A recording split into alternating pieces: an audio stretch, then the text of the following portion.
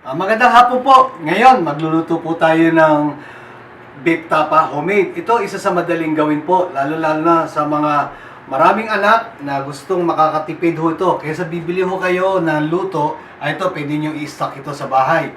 Napakasimple lang talin to. Ang piliin nyo lang ho ng karne ng bakay, yung tinatawag ho London broil. Okay, unang-una po, ang ating ricado ay syempre po, baka. Ang ating 3 tablespoon of olive oil.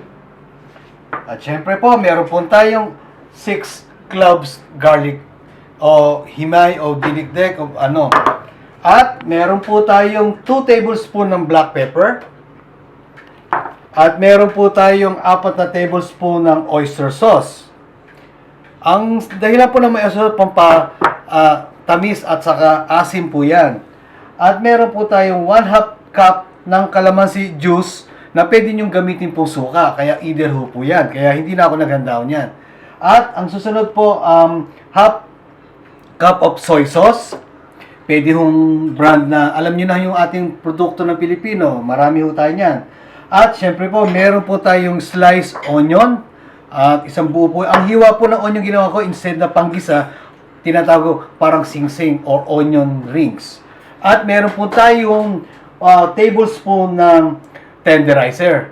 Yan, tatansyahin nyo po ang dami, depende po sa dami ng beef po. At ang huli po sa lahat, ay ito po yung tinatawag nating na kulay red po, na 2 drops po, o depende ang uli sa dami ng karne. Ngayon po, papakita ko po naman sa inyo ang paghiwa po ng karning baka. Itutuloy po natin, naalala niyo yung beef tapa. Ito ganito po ang paghiwa po ng beef tapa. Iwain niyo po sa gitna, nakikita niyo ba yung hibla ng karne? Sabayan niyo, pag nakita niyo yung hibla ng karne, doon niyo po hihiwain. Pantay po yan. Ibig sabihin po parallel. Hiwain niyo po sa gitna at papunta sa kaliwa. Natatandaan yon. At hanggang sa maging manipis na siya. Nakita niyo, busog niyo pag uli, hiwain niyo uli, hanggang sa lumapad po yan. Yan. Yan po. Ngayon, pwede niyo hiwain po sa gitna. At medyo makapal pa, medyo ibaba ng konti. At papunta sa kaliwa uli. Yan, pwede na ho yan. Ito po yung finished product. Uulitin ko po uli. Yung pakaliwa, ngayon naman ho, paka na naman ho. Babalik uli natin. At panipis hanggang sa panipis. Hilahin yung ganyan. Pahila. Ang tatandaan nyo lang ho po, yung hibla po ng karne. Kailangan pantay po. Ibig sabihin, parallel po yung hiwa. Yan. So, hiwain po natin sa gitna. Yan. Kung niisip nyo po na makapal, pwede yung papuntang kanan naman ho. Na ganyan. Palapad. Yan. Yan.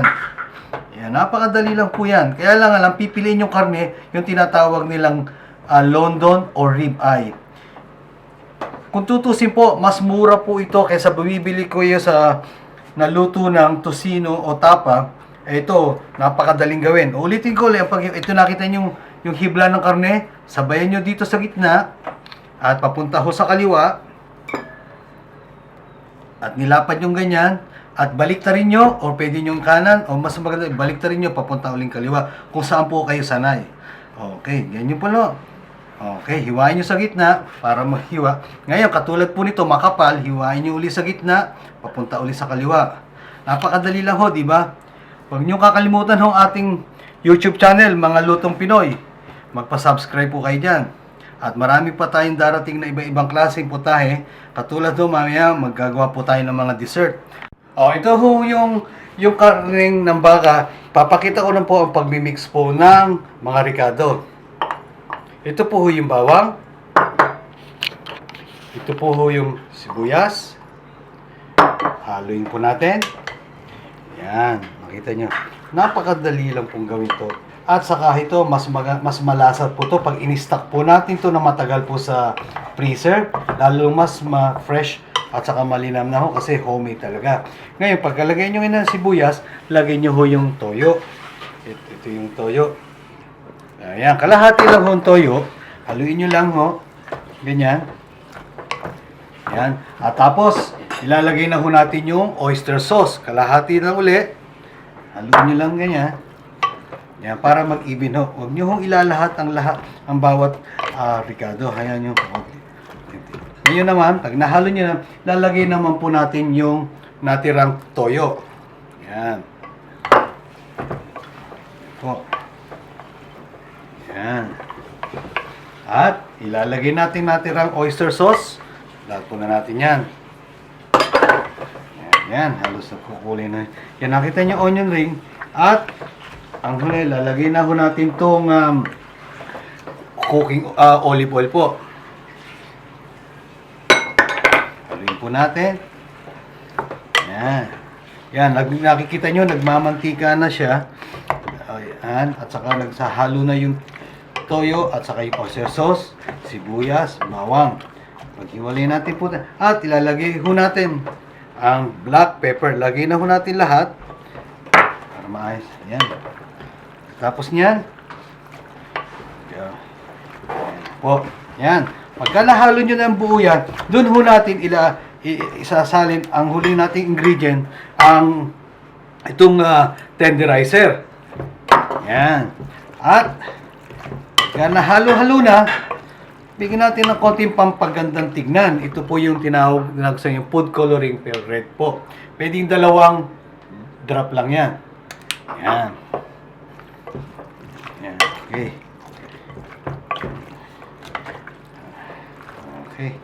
Yan. Okay.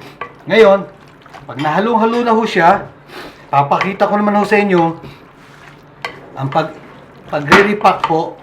At ilalagay natin sa set aside natin, at kung mag-i-stock tayo sa freezer, mas fresh po, mas malasa-lasa. Okay, wag niyo pong kakalimutan magpa-subscribe sa atin po sa YouTube channel, Mga Lutong Pinoy. Ito na po yung pagprito po ng beef tapa.